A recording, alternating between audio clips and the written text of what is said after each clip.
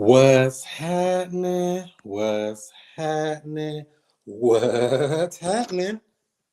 This is the student master teacher, Mr. I Stay Woke, Chris Cashflow, Money Monroe, and we back broadcasting live from the ATL, shawty. We still out on our trip, but we about to let it rip. Let's see what's happening on. What up, Bettina? What up, Hey, hey, Justin? how's it going? What's happening with you? Oh, you got the best go. Every time I think I know it all, something else comes up. I'm so far ahead of my time. I'm about to start another life. Look behind you. I'm about to pass you twice. How's the audio on here? Fun. Can you hear Y'all me? have fun and being safe up there. Yeah.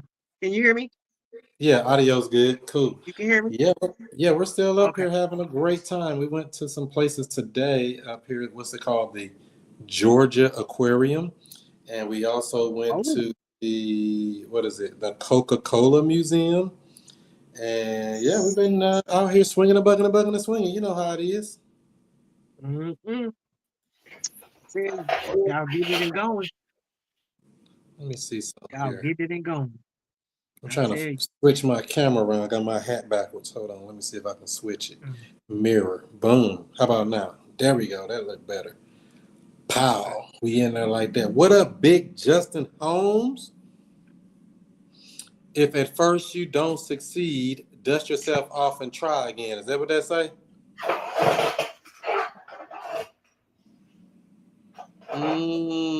Do what Justin told you the first time. Oh, hell no. Whoop-de-doo. Whoop-de-doo. All right, let's see. And we got Jay. What up, Jay? What up, bro? How y'all doing? Another day, another dollar. Let me hold 100,000. Ooh-wee, I'm trying to get it. Okay. Where are you at in your real estate and or investing journey? This is my first go round, man. I'm trying to learn the tricks of trade so I can get the money. Oh, so you haven't started yet? Yeah. Oh no. I tried a little something, but didn't nothing come through for real. So, but yeah, How did that go? this You my say first you tried go. a little something. What'd you do? Just try marketing, or you was cold calling? What were you doing? Nah, I had tried to. My uncle said that he was gonna sell his property, so I tried to see if I could work something out with him, and his information didn't come up. Justin looked it up. I forgot where he looked it up, what site he looked it up, but he said he didn't see anything to come up. Uh, to give you the what's that the value of it? What's the Yeah. Would they wanted $1 billion for the house like everybody else? Nah, it wasn't listed anywhere. Oh, It was only listed on Zillow and it's another site, but for the most part, it was Zillow. so what made the deal not be a deal? I guess because I kind of put it on Justin when he told me, man, I didn't see anything come up on this property. So, and then I got a little busy too. I'm in the middle of some things going on, so I it kind of went over my head. It didn't go over my head, but I kind of put it on the back burner for a second to try to come back to it and see if we can work something out. Because he say he want to sell it, so So, Chris, the it's the situation was he's not really necessarily motivated to sell his house, but he's one of those people, you know, like everybody else we talk to, a lot of people we talk to, oh, you got the right price. So I think he was in it at like 130. He done put some work into it, and I think he wanted 180 if I'm not mistaken, and stuff. So when I looked up the comps on the property, I couldn't find any. It's almost like it's a commercial property. So whoever got him in it might have got suckered him in it low key, but um, I'm not sure. I had somebody else try to look it up too. They couldn't look it up, so And when you mean look it up, you mean it just to see like the value of the property, or? Is it going under the right address? Yeah, at least as far as I know. I mean, when the address pulls up, it pulls it up on on all the other sites. Hmm. It come up on Zillow and stuff, but I mean, he could have put it on the contract and marketed it and stuff, but It would have been a waste of time. yeah, it's somebody he know too who really not heavily motivated either. So I'm like, let's try to run this cycle with somebody who a little bit more motivated, who does a little bit more spread. You know what I'm saying? So how do you know if I he's feel motivated or not, Justin? right. I feel like I know he will because it's so we talk. You know what I'm saying? I know what he's trying to do. So I know he if it comes around to it, like you got the right paperwork numbers, then he'll go for it. So I'm trying to figure out though, how do we He- know if he's motivated or not? Because it's a magical question. Besides money, is there any reason you would sell your house? No. So you're just gonna keep it then. So you don't even need to be talking about selling it. Right. Oh, there you go. So you notice the right question uncover all the stuff, don't it, Justin? And everybody don't really realize that when you He'd sell that. He wasn't expecting me to ask him that question at the time. I was cutting his hair, and I just threw up. Somebody selling the house. He said, "Shoot, man, I sell mine if they give me what I want for it." He bought it for 80. Well, I looked it up. It was like 88. He said he got it for 70 or whatever, but he want 130 for it. what's But it he worth put in some work perfect into it. condition? What is it worth in perfect condition? When I looked up in that area, it's like 110 for the stuff because he got land too. He got like almost an acre worth of land that the house sit on. It's in Arkansas. Oh, okay. Not too far from where I'm at now. No, you're closer to that than I am, I think. Yeah, well, you can't solve all problems unless a person has a problem to solve. Now, that's the question of the day. What problem would we be solving for him, Jay? Sure. I guess getting him the right information so he can. What problem are we I don't solving know. for the seller? We ain't solving no problem. Selling his house. That's the thing, though. We ain't solving no problem. That's Right. why I have to ask that Well, give sometimes. me hip, bro. I don't know. You know what I'm saying? Oh, This is no, my you first good. rodeo. No, Yeah. no, you good. And I'm just asking that question just so the juices flow. When we're thinking of we're talking to a person that says they want to sell, what problem are we solving for them?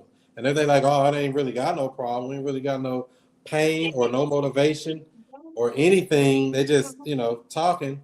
What are we doing? We just wasting time really with them. And there's nothing wrong with it. You just have to be able to identify that so you don't waste a bunch of time on something like that. Like, let's Man, go the to bro our selling house. my listen, man. I know what's the situation. The bro sell his house. You know what I'm saying? Like I know what he got going on. So that's why I was waiting. Like, I put it on pause because I'm like I say, I'm learning. So I was expecting to get some information back. Okay, let's see how we can find how the value of the house, what the value of the house is. But I know personally that he'll sell it. You know what I'm saying? He got a couple other houses here in St. Louis. So, the situation Let's is deal with going the ones in on. St. Like we Louis. say, when we say, people be desperate, right? When they're in them situations, you know what I'm saying? They're sell. That's what I heard from the last call I was on. You know what I'm So saying? yeah, And I know 1 second. So if we know that one in Arkansas, he ain't that motivated, what's wrong with the ones in St. Louis? Which one of them can he sell? I don't know. I just know he got two of them here right across the street from each other. One of them he stay in, and the other one, you know what I'm saying? I guess he rent out or whatever, but he travels from back and forth. So Yeah. I mean, and it's just a question. I would just ask, what about these ones yeah, in St. Louis? Could you sell one of these? These are just questions to figure out what's going on. Like my guys say here, what they say, speed and efficiency. I'm trying to work this on this tablet. I never did it before. Cool. So yeah, that's what it is. So anytime we have a seller, I'm still thinking, what problem are we solving for them? What are we helping them accomplish? What is their goal? If it's just, I'm trying to get the most money, Yeah, I don't know about that. The only way we're gonna do that is something creative, and that's getting down a whole nother rabbit hole. So if it's really you need a whole bunch of money and you want it now, I'm probably not the person you're looking for. Why don't you just go list your house on the market? See, I ask the person that. Some people say don't do that. I don't care. I ask any question because I want to see what they say to that, and that's gonna tell me how I'm gonna deal with them. Does that make sense? That video from last week, that call, that thing was hilarious, Chris. Which one? How you clipped it up or whatever, like when I was talking about the man was like, the angel got us. Oh yeah. What if I am that angel? Hey man, that was funny. But yeah, so I got a couple of deals rocking and stuff. I've been kind of reaching out or being put in position where I'm finding people who need tenant buyers who trying to do contract for deed properties and everything. Mhm. So I got one of them, found a guy at $5,000, so I'll make 2,500 on that deal and stuff. And that's just posting on Facebook, Instagram, all of these different platforms, Craigslist, Zillow. Found a tenant buyer at $5,000. I tell them that, hey, I'll put somebody in your house. You give me 50% of the down payment. Boom. So that's easy transaction on property I have nothing to do with. I got that. Trying to put somebody in another one of these properties. I found some guys. They hopped out the truck. The dude was about to bring like $5,000 or whatever. So he kind of like getting a little weird. So that was gonna be another tenant buyer situation. They contracted, so the property seems to be like fairly easy. All it is cosmetic stuff, some power washing, some floors, some paint, easy stuff. All of the major stuff is done with the house. So I got one of those on deck. Tomorrow, I'm going to a property I've been dealing with a probate. I have finally identified somewhere for the person who's inside of the house to move out to. So that's been a long journey. I probably working. So you learn everything you need to know in real estate in that one crazy deal. Man. So we've been working with her maybe about 65 days now. That's been crazy. We're gonna move her out of the house. Already got my tenant buyer moving in at $8,000 down payment to move in, $1,650 a month in payments. What I'm going to do, so I've learned a lot this week, but what I'm going to do is I found a guy who was very, very interested in my deal. So I am going to sell him my position in the deal. So Come on.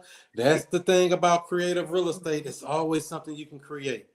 Yep. So he's going. So I put together the probate and everything for the situation. Got the tenant moving out. Got a lease tenant moving in. He's keeping my lease tenant. He's going to pay the money for the rears, and he also going to find me a finder's fee for taking my position. So that's going to be about. I think the property taxes and insurance is like is maybe about $800 a month. So you're gonna make maybe about $900 a month in cash flow. Mm-hmm. So like I say, he gonna buy me out the position, catch up the rears, keep the deal instated, reinstate the deal, and I think it's gonna be a good situation. So I don't have to come with the reinstatement amount to catch up the property. So deals like that are the deals that I love too, because you came in and solved everybody's problem, put it in a nice little package, put a bow on it. Here's your gift, and everybody happy, right? Yep. So it definitely was I stuck it out way too long. I wouldn't recommend anybody to stick out this deal and the things I endured with this complicated sibling and stuff. A lot of times I can see Black people lose property because it's too many of us. We you know what I'm saying, it's too much, infighting and stuff like that when it comes to the properties and stuff. So it makes it hard for us to go through the probate process because it racks up the amount of money. So she was able to get all her siblings on board with what we're trying to do. And then that way we can go ahead and get the personal representative assigned to be able to reinstate the loan and keep it going. So that's what we are. So in that one there, the person is basically going to step in, buy your position, or you're going to assign your contract to them. They can close on the deal, They dealing with the arrears, dealing with the new tenant that you found for them, dealing with everything with the property, and you just take your finder's fee and moving on down the street. Am I getting that correct? Exactly. And this is exactly what you can do in real estate. You just got to find a problem and truly solve it. So how many people do you think you helped in this transaction? Probably like, I guess 6 is maybe like 5 siblings, the person who in the house, the investor, they wanted the house really bad. There's some attorney fees that's being paid as well. So maybe about, several people benefited from this one transaction. And so why do you think that investor is so much drooling over your property? I don't know. You have to know, because that's how you understand how everybody's position is. There's a reason he want to get into this deal. You want to take a guess? I don't know. It's got long-term financing in it. That's one reason. Yeah, I guess he's kind of like a novice, though. I will say I think he understands maybe creative a little bit, but I think he's really more of a novice persuasion. But some of them guys be having cash and stuff, and they want a property. So if you gonna bring to the table 20 grand to enter into this deal, sure, go ahead, let's do it.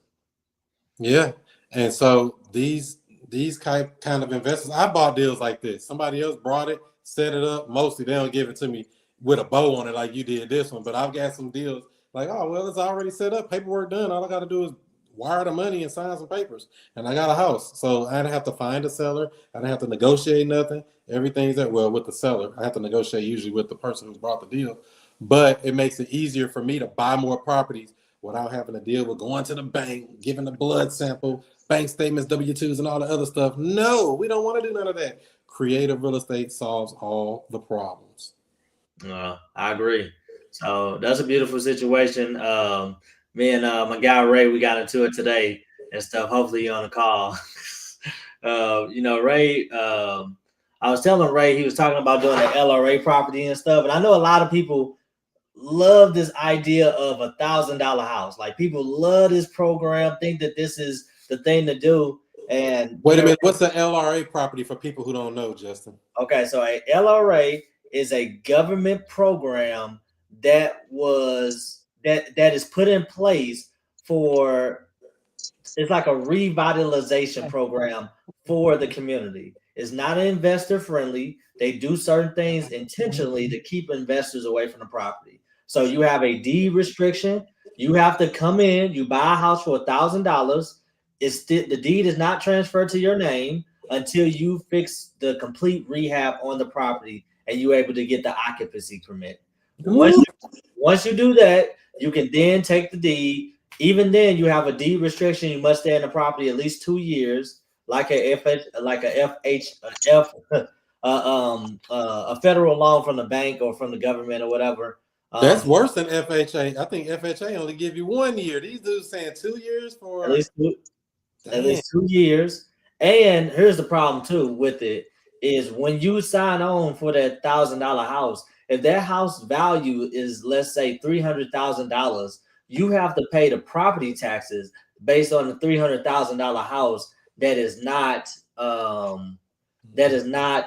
set up yet. You paying that's not even livable yet. So you have holding costs as well just to take on this $1,000 house.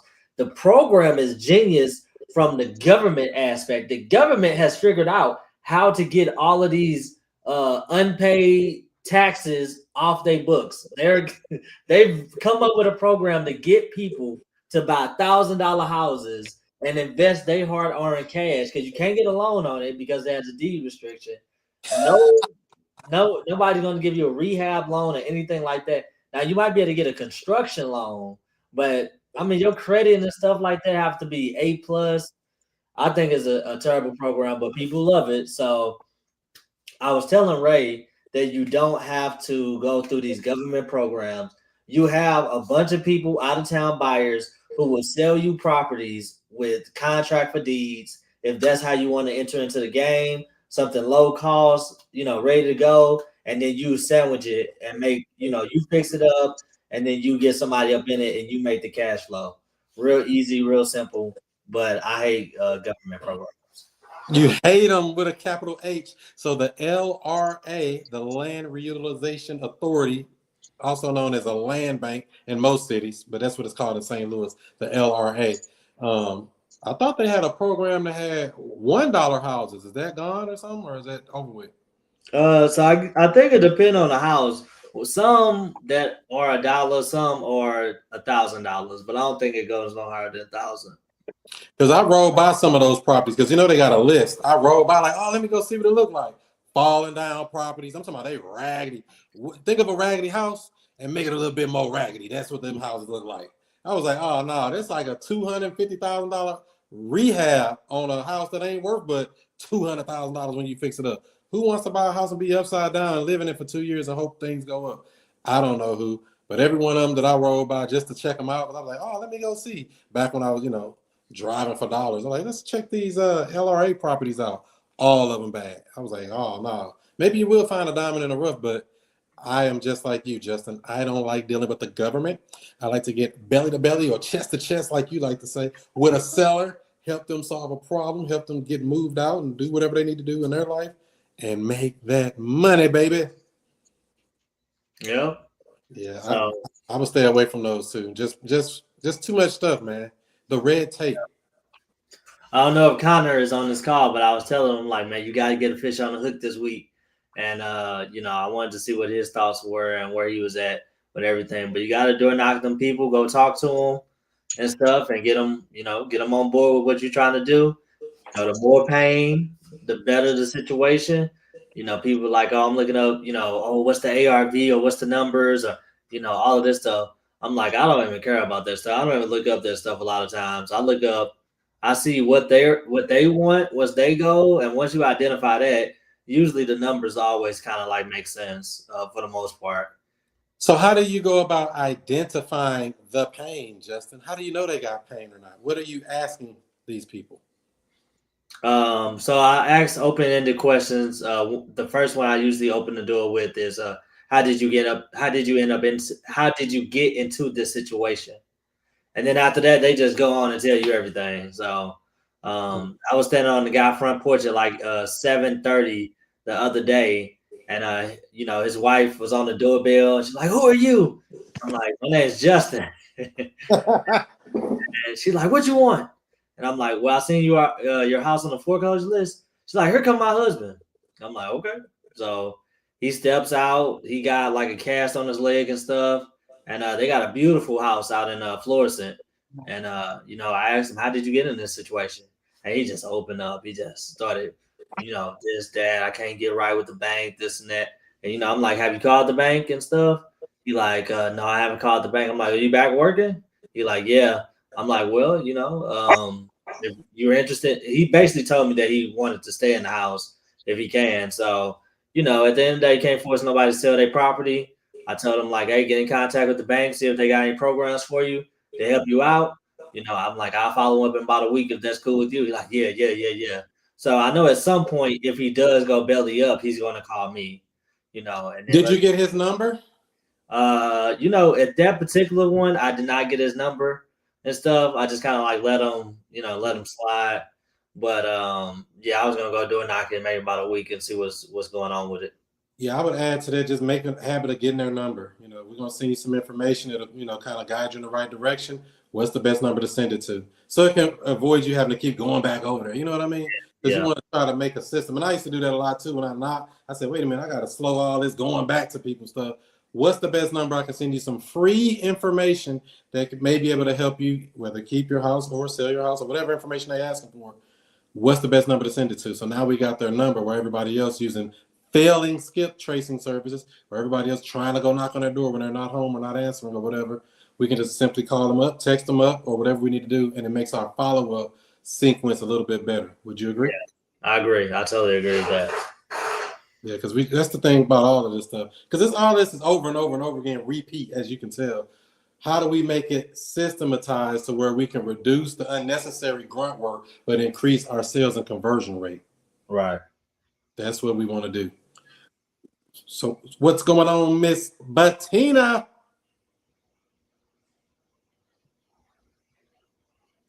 We can't hear you, Bettina. She got her some new dog tags. I don't know how to act. Or do they call them ID tags? You're muted, Bettina, if you're saying something. Ding dong. She froze. Are you there, Bettina? Can you hear me? You made her freeze up, Jay. I'm blaming you. Mm-hmm. This ain't been I doing guess some crazy stuff the whole time. I guess I while had to go out, come back in. I'll, Can you go hear ahead, me? Bettina.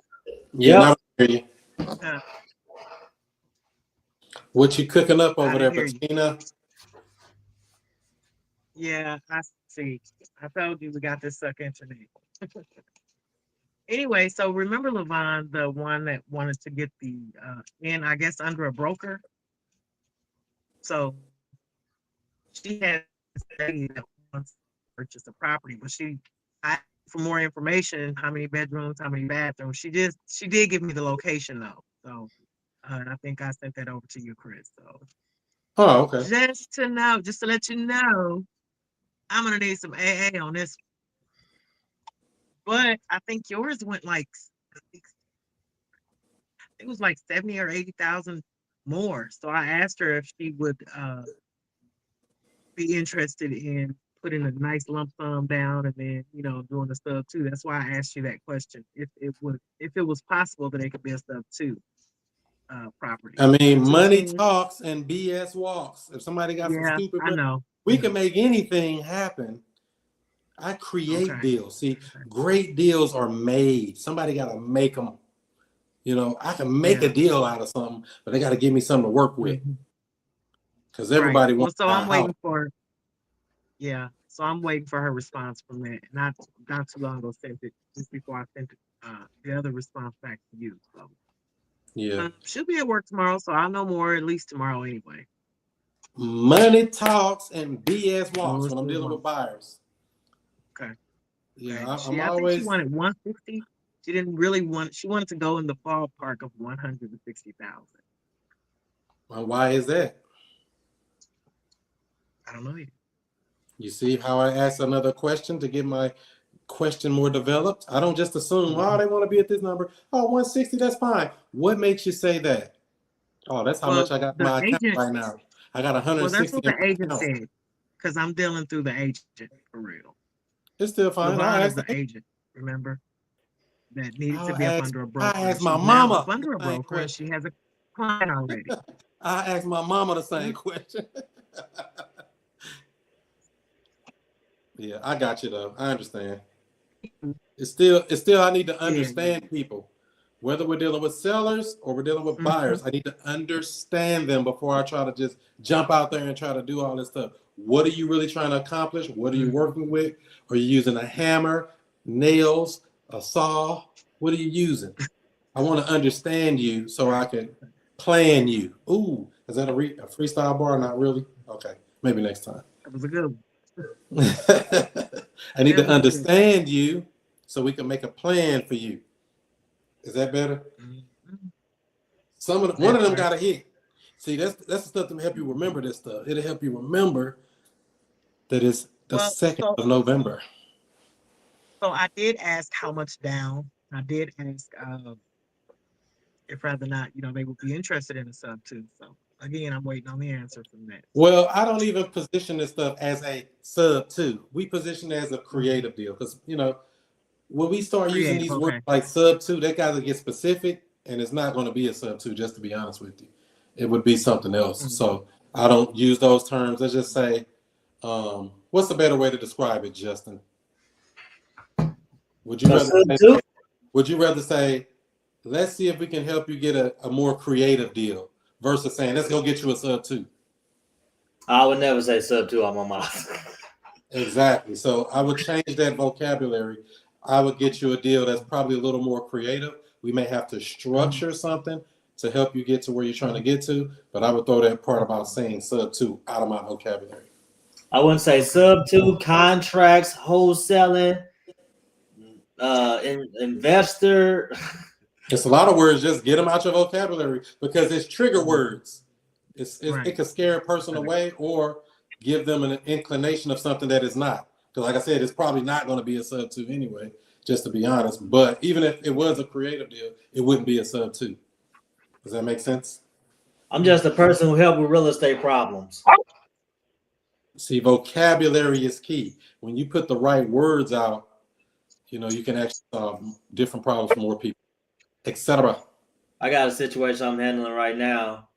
It was a property. It was on the foreclosure list and stuff. We looked it up, found that it had a probate attached to it.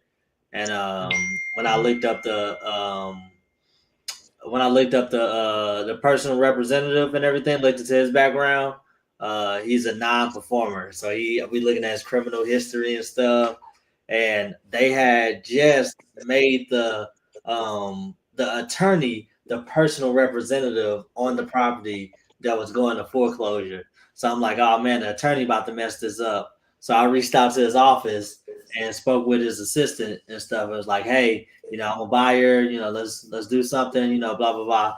I gave them instructions on what to do to keep this house from going to, you know, foreclosure. I'm like, you know, we're going to send over a contract for the loan balance to keep it from going to foreclosure, blah, blah, blah, blah, blah. And they ended up, I don't know how they stopped the stopped the foreclosure. They stopped it the other day. I have a follow-up call with them on Monday. And, you know, they're going to, I believe they should. There's no reason for them not to make me the buyer. They are the personal representative. There's no reason for them not to sell it to me. So we're going to see what happens. This is a real nice house. I think it was in St. Charles. It was somewhere. So yeah, my position with them is I'm your buyer. I'm your Huckleberry. You don't have to look I told them loan balance. In real life. I said, we'll figure out the loan balance. I had to put a loan balance on the agreement. There you go. We'll buy for what they owe on it. And that's what solves the problem. What's going on, Karen? Hola. Now let me see if you got Can it. you hear me? Yeah, I can hear you, Karen. Let me hold 100,000. You got it. You got it. Mess with me. You know I got it. I'm broadcasting live from Atlanta, Georgia.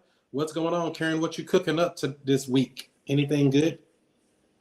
Working on a cash deal, possible, and a sub 2 deal. I'm learning sub 2, so I'm really taking my time with it.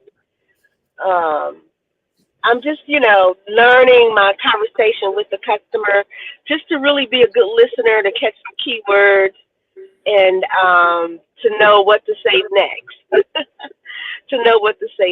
So, you got a lot of people out here that are really distressed over these distressed properties, but yet, you know, they don't know what kind of number to give you. So, you know, or what they want to sell it for, especially when they're getting ready to go to auction in a month or less than a month. And so their minds are all over the place.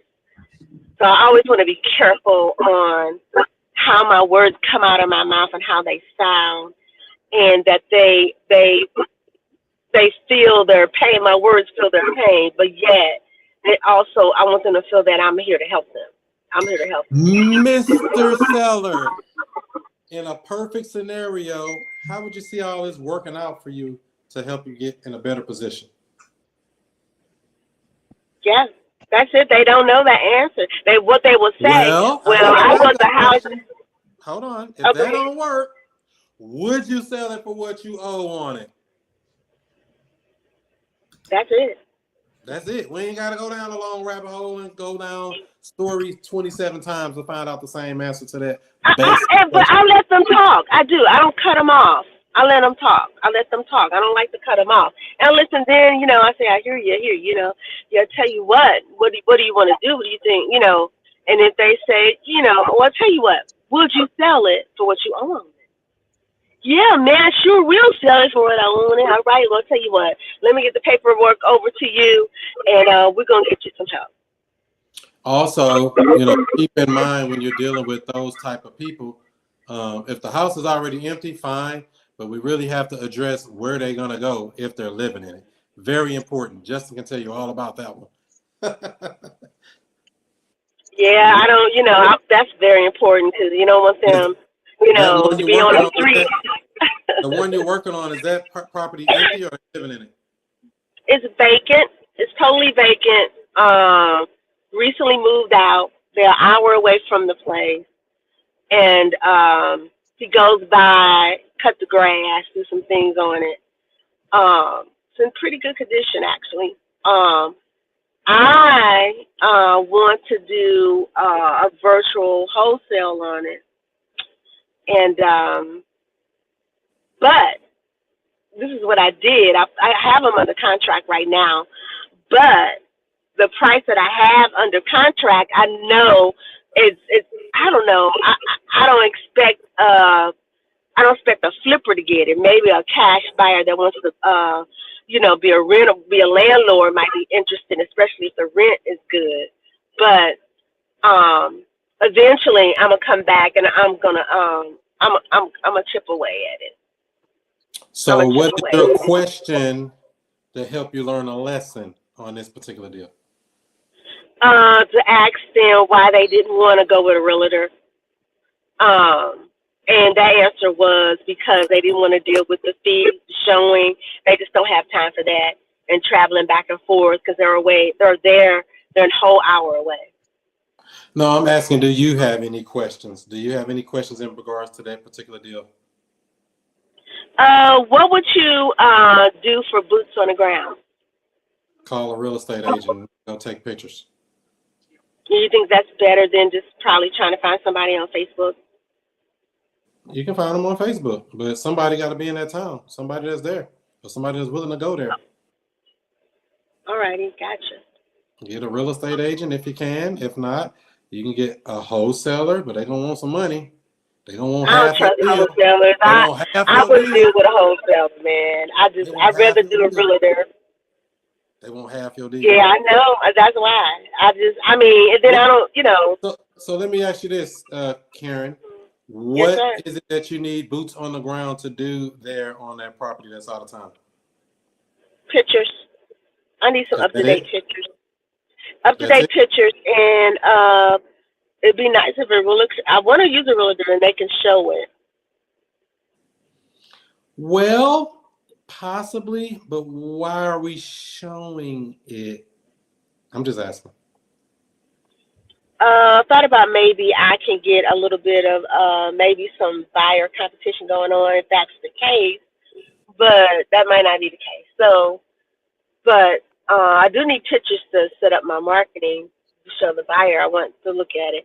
I guess the buyer probably will know with the pictures right off if they want it or not, and I want to make sure that he says he's interested and that he has, up front some earnest money down. If he doesn't, I'm not giving him no information. Yeah. So what I'm asking for is because, pictures is one thing, showing it is another thing. But why not just put a lockbox on that door and we don't have to show it no more? We just give them the code if needed. Yeah, and they go in their self and look. I have questions about that too. So it's a couple of different ways to look at this. So it's just going to depend on a couple of different factors. But I'm just throwing this out there because this could go to any deal. This don't have to be just particular deal. But when you're dealing with something out of town, I prefer to have somebody there to deal with all of this boots on the ground type stuff. Changing locks, putting lockbox codes on doors, dealing with showing properties, any of that type of stuff. I would prefer to do that. However, I'm just saying this because there may be more than one way to skin this cat. Okay. So get a lockbox from Home Depot, throw it on there. The person there can do that if you get a good connection with a person there. That's how I did the deal off Clubhouse in North Carolina. I had somebody go up there. They actually changed the locks, put a lockbox on it, and did all that. I said, dang. And they drove about an hour to do it. I said, you're a bad boy. Oh, wow. I just want to be in the game. How much did you pay him? He didn't ask for anything. I paid him something, but they didn't ask for anything. Okay. They were just being nice. I said, oh, no, you got to get some money. You working. If you working, well, that's crazy, right? But there's people out here like that. I just, just I make sure you know. know. So I would. And I want to do that, but I want to also what I was going to say. If I work with a realtor, they, what is it, 3%, and they No, could no, ain't no no, don't need 3%. Everything's negotiable. negotiable. Okay. We ain't talking about no 3%. He who says a number first loses. So my planting of a seed would be, Mr. Agent, I'm working on a property there in your town. I'm not in town right now. However, this is what's going on. I will need assistance with this, this, and this. Are you able to assist with this? Once this closed, I'm willing to pay you whatever you say, or you can ask them, what would you charge for a service like this for an out-of-town investor? And they'll tell you. How hard could that Will be? they also assist in find a buyer? What if they did that? Ask them. You have to ask them. It depends on their skill level. Mhm. Is this a Okay. cash deal or a creative deal? Cash. If it's a cash deal, you better get it low. It'll sell itself. Probably ain't low enough if they need to find you a buyer. Yeah. I'm just so. Yeah, I you're mean, right. You're right. so it's just going to depend on how you want to play it. Why are you in that market anyway? I'm just curious. Whatever market that is. I like that area, and then I want to learn virtual because I just don't want to stay just in my own backyard. But if I decide to do sub 2, I'd really rather be in my own backyard with that for a minute. I know you can buy property all over the United States, but I just sort of been doing my homework on that particular city Well, market. if you like that city, you need to get you some boots on the ground. You got your boots on the ground. Somebody got to be there to help you deal with this. Okay. Straight up. It ain't no getting around. I mean, we can try to beat it up all these other different directions. Somebody got to be there to deal with this. If you think you want to be in that market, whatever that market is, somebody got to be there to work it. Gotcha. Simple as that. Any other questions? No, sir. Thank you so much. All right. So that's what we got there. Hopefully that all works out and the deals are flowing and going. Let's see here. So we got. What'd you think about that, Justin? Is that a lot of work being done, or what do you feel about that? I think out of town deals are interesting. I just had one of my first Illinois transactions and stuff, and it became a headache. And I'm like, I don't care to really learn the other laws and stuff in these different states because I can see it will keep me from being able to perform. So I'm good. It's enough in Missouri. I'm good. So the trick of all of that really is, really when it comes to virtual, out of town, all of that type stuff, having a good title company is really kind of like step one. A great title company that can do the transaction that you need done just to get the paperwork side done. Secondly, yes, boots on the ground, real estate agent, wholesaler, partner, somebody got to be there to deal with the property. Unless you're a killer like me and you convert the seller to become my partner in the deal to get the thing done. Now I don't want to put too much pressure on you, but I'm just letting you know that could be a possibility as well. My seller, you motivated? I need you to do this for me, Mr. Seller. And they go do it. Mm-hmm. So don't always think that it's one way to solve these problems. Whatever problem you can throw it over to Chris Monroe. We got answers. We got solutions. It's just going to depend on the situation. It's going to depend on what's going on with it, and we deal with it.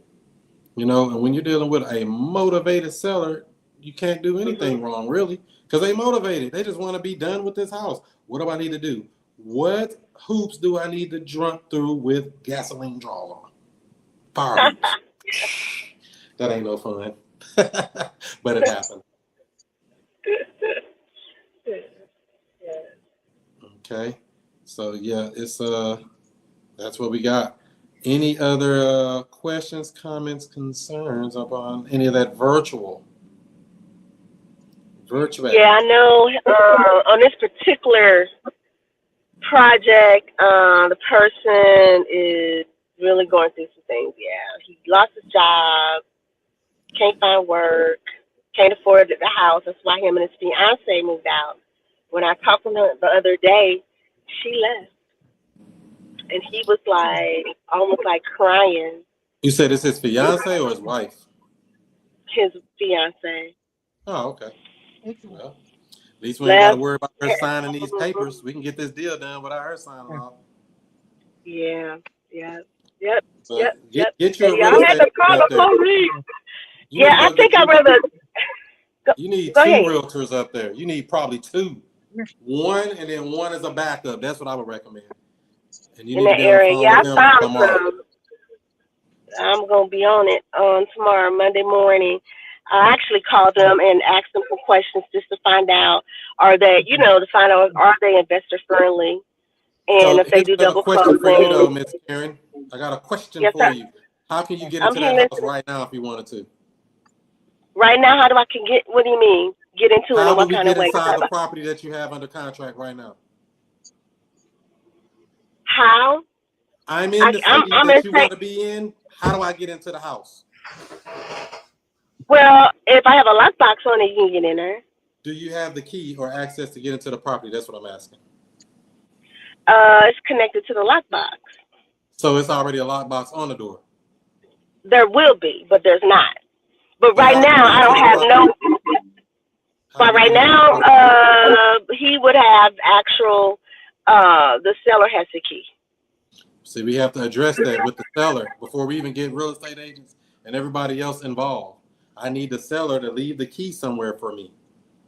You see what I'm saying? And this is the stuff we have to look at when we're talking about virtual.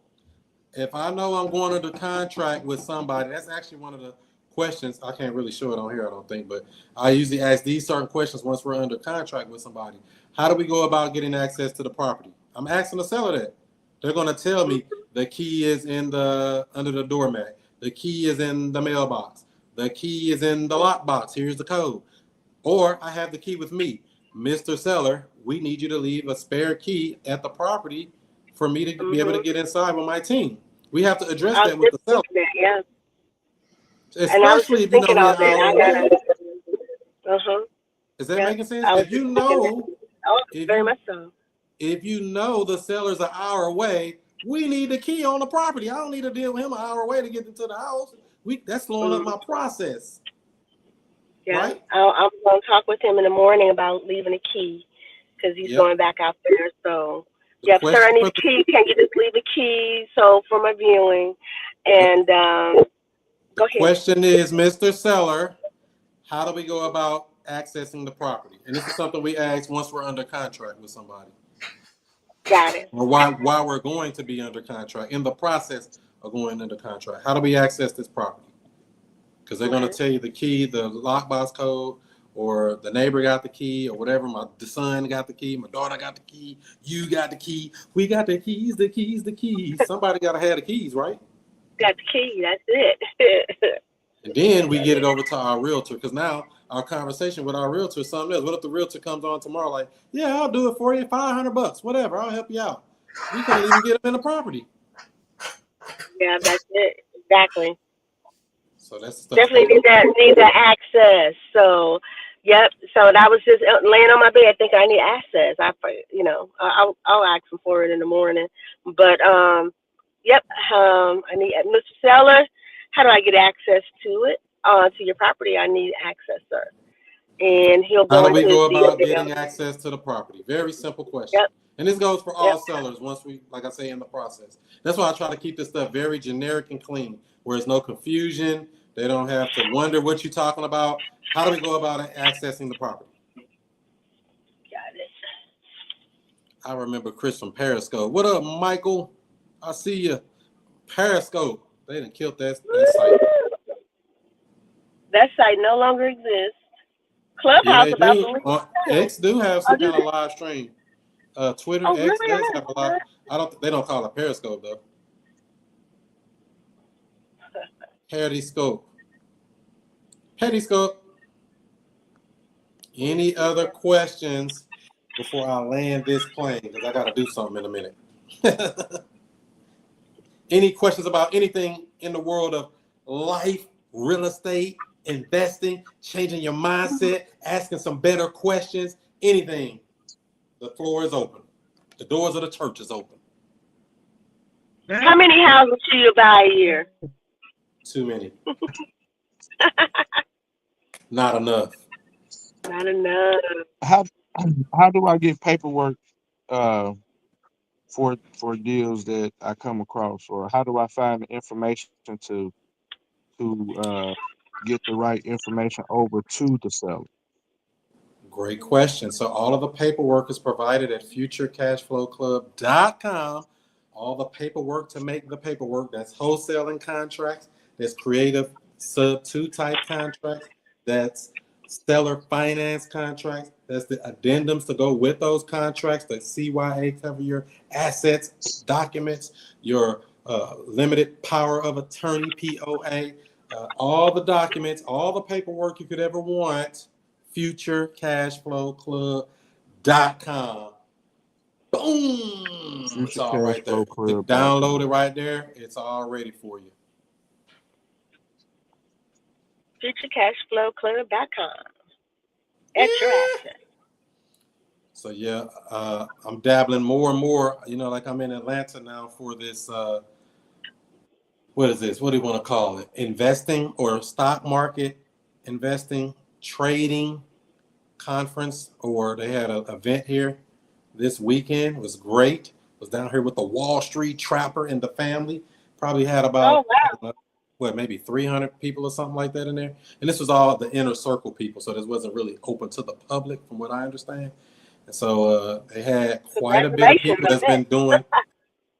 Yeah, they had quite a bit of people. Right, Justin, like same thing as me. We had quite a bit of people that's been doing good in trading. They actually had about, I want to say about 60 or 70 of those people were six-figure traders, meaning they made over $100,000 in the market, the stock market. They had about another, what was it? It was 4 or 5 people that were seven-figure traders. Can you believe that? $1 million. What are the day trading? Day traders? No, it ain't. No. Trading, period. In the market, period. Because you got to understand, when you're talking about stocks, it's more than one thing. You got the traditional buy and hold. Buy stock or buy ETF, exchange traded fund, and hold it. And yep, hold that's it, what let it go up. Then you also have what they call day trading, what you're talking about, meaning you're going to get into a trade for that day and get out that. You're going to get into a trade for that day and get out that same day. Then they got something called swing trading, meaning you're going to hold it overnight. You can usually hold it up to a year or something. And then when you start holding things a year or longer, you're talking about what they call leaps trading. Leaps is over a year. So it's multiple ways. You can buy and hold individual stocks, or you can do contracts. For contracts, one contract controls 100 shares of a stock or ETF. One option contract controls 100 shares of said underlying investing, if you're using a stock or ETF. And so, yeah, that's basically what it is with that, Miss Karen. You learning that thing, Chris. Man, I can teach this. I already told you. This ain't no learning. When you can teach it, you know it. That's it. When you can teach it, you know it. You either know it or you don't. Now, I suggest one thing for everyone to buy, one particular stock, and that's Invitica. I mean, that's a buy hold. Invitica. NIV. Invitica. Who? Invitica. Where my button at to go? No, I would never let it go. I like to call it Invitica. NVIDIA or Invitica, but it's NVIDIA. But hang on to it. Buy, if the way you can buy it. Some people don't like to buy it in a whole bunch. When it first started out, you can buy a whole bunch of shares for about $5K and sort of build from there. but now it's like 100 and something, 89 or 100 No, and, ma'am. or it went Nvidia's down. like 211. Oh, it went up. Yeah, well, hey, I ain't got no complaints about that. Hold on, let me It's look and just see. buying home. So that's the thing too. Whenever we want to teach, we want to teach the correct information. Never give a student bad information. That's one of my watchwords. We gotta be good with the knowledge. Nvidia is the stock she's talking about, everybody. NVDA is the ticker, and they're trading right now for 202.49. It just hit a high. It just hit an all-time high of 212 this week. So, yeah, Nvidia. Let's see. Oh, they stock split, so it went down. Yeah, it was up higher than that. They did a stock split in the past too. Matter of fact, they said, what's the other one that's about to do a stock split? Let me see if you be paying attention, Miss Karen. Who finna do a stock split?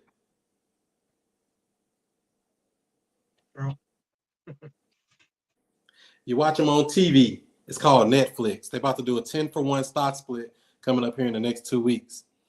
A 10-for-1 stock split. So if you got one share of it after the stock split, you're going to have 10 shares of it.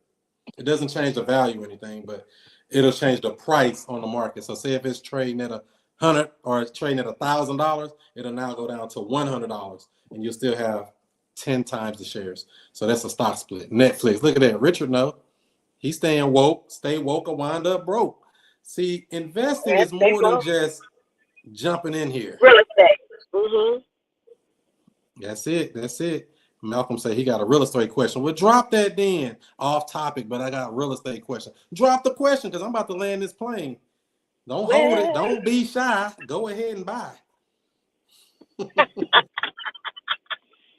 But yeah, Richard knew the answer. He said Netflix. Mm-hmm. But I don't really like them because I didn't really, know. you say what? I ain't say nothing. They are the problem with them for me right now is they kind of having a little war with Elon Musk, and I don't really want to get in the middle of that. If somebody got a little battle going on, they doing tit for tat and this for that, why do I want to get in the middle of that? Let that cool off. But that's just my opinion on it. This is not, But you know, by the way, just a disclaimer for the audience. This is not investing advice. This is all entertainment purposes, all of it. Malcolm, come on with the question. He said he got the real estate question. Let's go. Because I'm about to go. You ready? Also buy everything Nvidia buys. Buy everything that they buy. Karen, what is Nvidia. Nvidia. Buy everything they buy. Sound blast, all the stocks that they're buying, and some of them are really low right now. Buy what they're buying. What are they buying? They're buying at once. I got a list of them. They're buying SOUD, which is sound.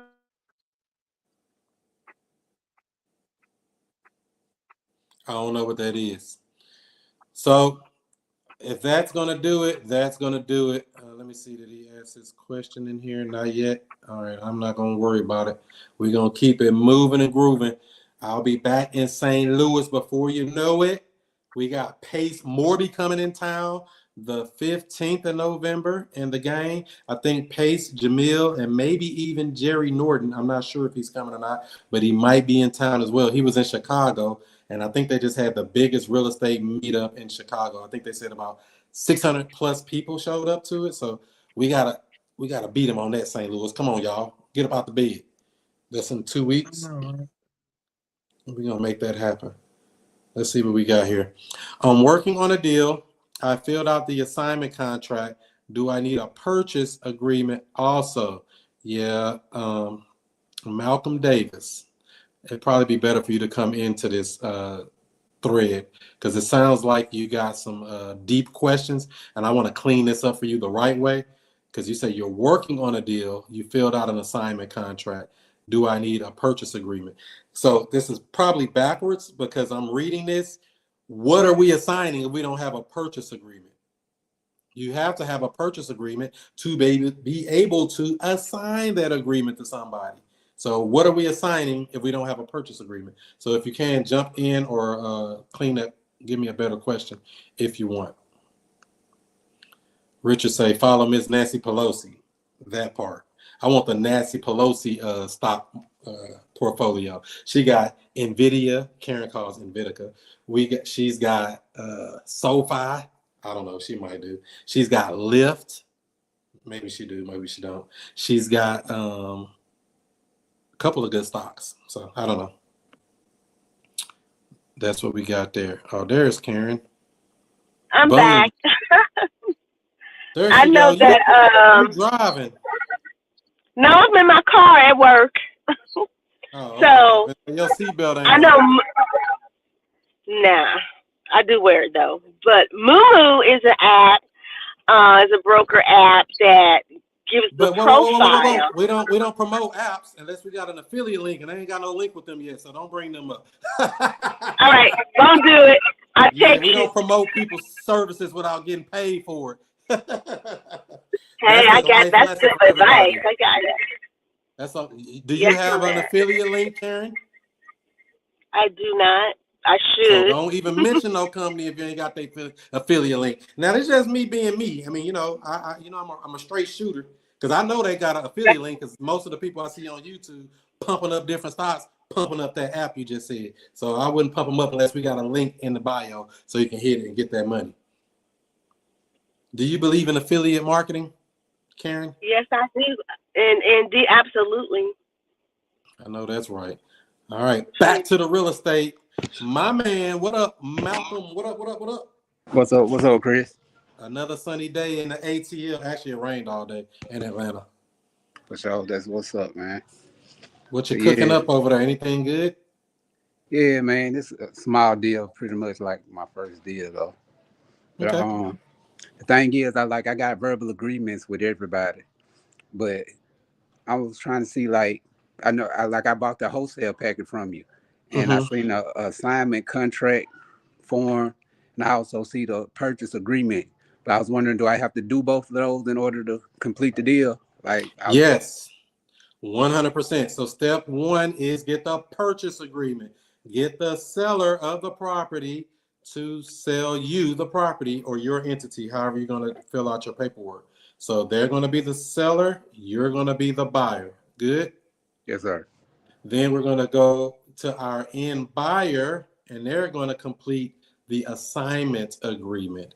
You're assigning the purchase agreement that you got from your original seller to your end buyer. You're going to take that purchase agreement completed and the assignment agreement that's completed and send both of those documents to the title company.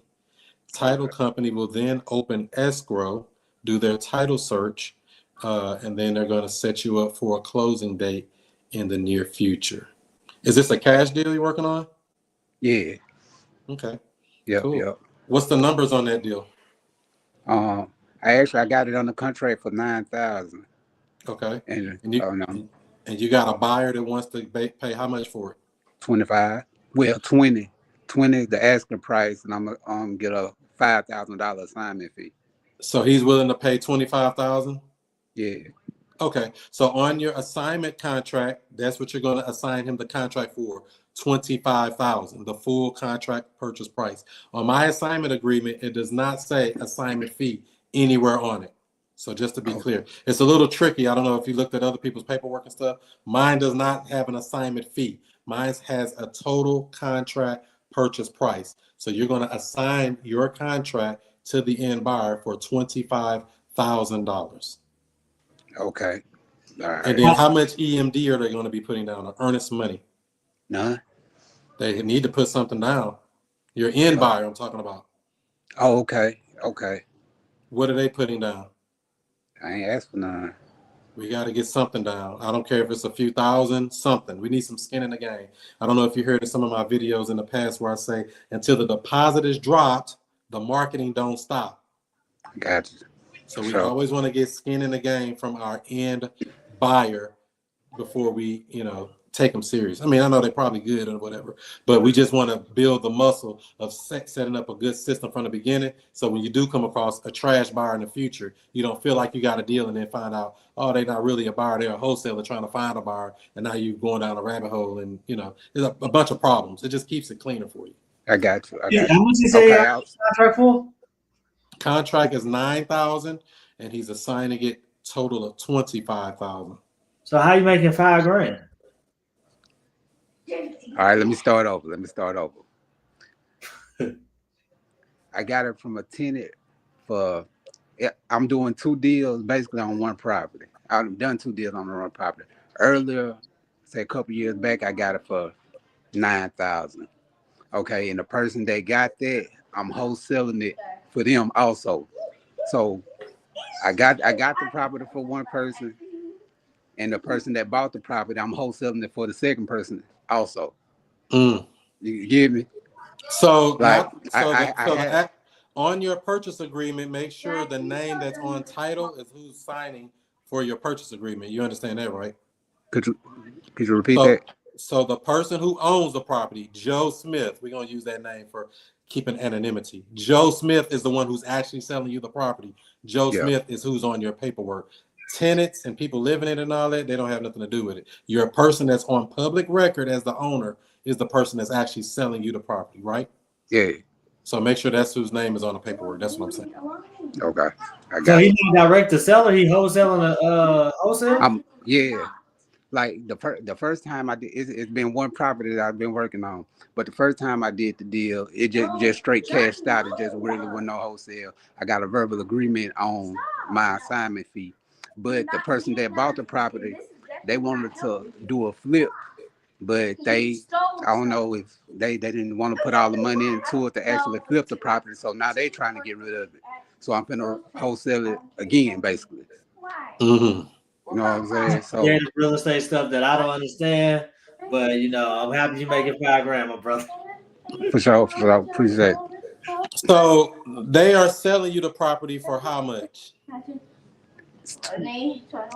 This one 20, and So I'm selling for you're 25. going under contract with the actual owner for $20,000. Yes, sir.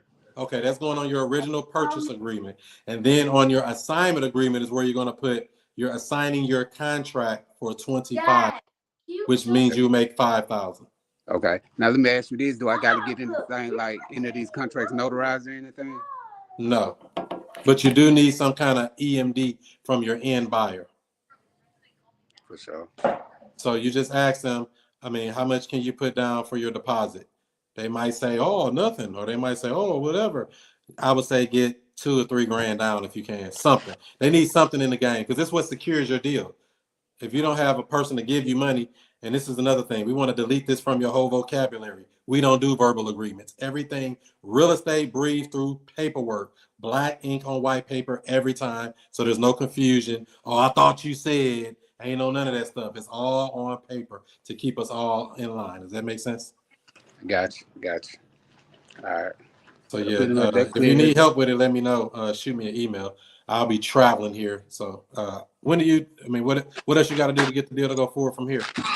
I got to go do some bush hauling tomorrow. You know what I'm saying? Just tighten it up, and that's pretty much it. But you have your purchase agreement already for $20,000 with your seller. Nah, like So I got to fill the form. So that's step one. We want to get the purchase agreement with your seller first. Okay. And then you want to then get your end buyer the assignment agreement. You in St. Louis? Nah, I'm in Mississippi, man. Yo. Do you have a title company there that can close the deal for you? I was gonna lose an attorney. Okay, or your attorney. Yeah, attorney state. Yeah, so get you a good person that can do it. Hey, little baby. He said he was gonna go through an attorney. Yeah, they're an attorney state. Yeah. That's how we did the first one I told you, the 9,000. Hey, that's a these other places, man. Justin, you probably knew it, but if you don't, some states have title companies, some states have attorneys, some states do both, like North Carolina, you can do both. And then some states have what's called escrow, like California. It's called escrow out there. Why? I don't know. Everybody calls it something different, but basically, I just say title company using all of it. They use all these different words to kind of confuse you, make you don't want to do real estate, but it's not that hard. It's the same stuff. Okay. What keep the attorney from being sued out there like that? Could you repeat that? I'm sorry. I didn't hear you. If the attorney is going through the attorney, don't they put themselves at risk of being sued?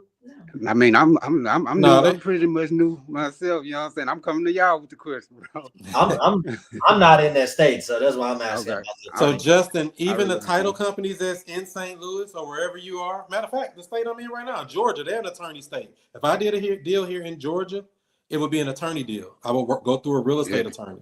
I don't So even think just they so you have know, title though- companies down here. I'm not sure though. I'm not sure. So just so you know, Justin, in the states like St. Louis, Missouri, in Missouri there, they have title companies. But in that title company, they have a attorney on retainer still.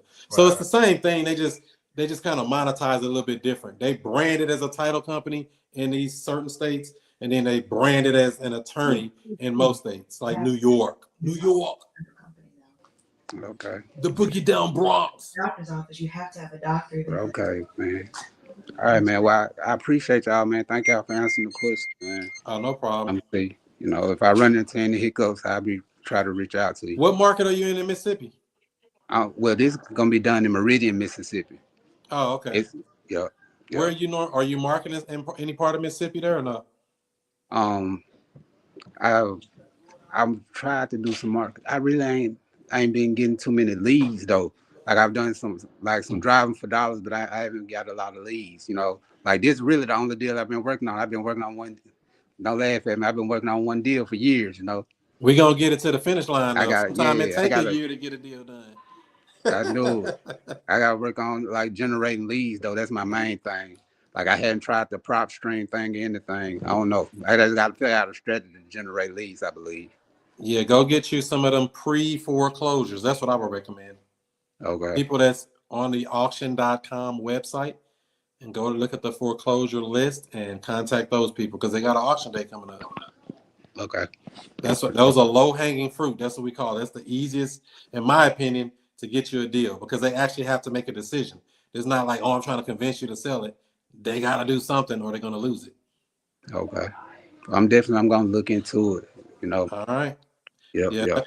I got family in Tunica, Mississippi. That's why I was asking what part. Okay, that's up there in the Delta. That's what they call it. Right there by the casinos. They go give out all their money to the casino. Now they got to sell their house. Come on, man. No, so I need to be marketing up there then. Yeah. Jackson, Mississippi, Metcalf. No, I don't know all them places. Greenville, Mississippi. Don't give me the name of some Mississippi. You know, I know a little Mississippi. Don't let me I get the hear name. Yep. All right, Malcolm. I see you, man. All right, thank y'all, man. Y'all have a good night. Oh, you too. All right, ladies and gentlemen. Any other questions before we land this plane?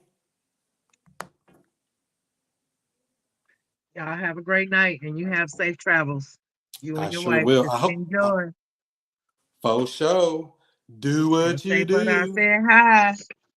Shay, baby, she said hi. Oh, she on the live stream right now. Go bother her on her live stream. She in another room. She upstairs. Since we had to run out that hotel and get away from them roaches. I know, right? That was the You craziest trying thing to in my bring them life. home. I went in the room, flipped on the lights. A roach said, "What you doing?" I said, "What you doing?" Then 3 more came out. I said, "Oh, hell no. We out of here." Pew! About to bomb rush you. Up in a Hilton hotel. I said, "How the hell we got roaches in a Hilton hotel?" The Hilton. And I said, "Man, hey, can you reverse that charge on my card? I need that back." He already overcharged me almost $1,200. How you gonna charge me $1,200 to go sleep with some roaches? Really? I would have brought Deuces. one down to him. So I got us a beautiful Airbnb now, if you can see it, but yeah, something like that.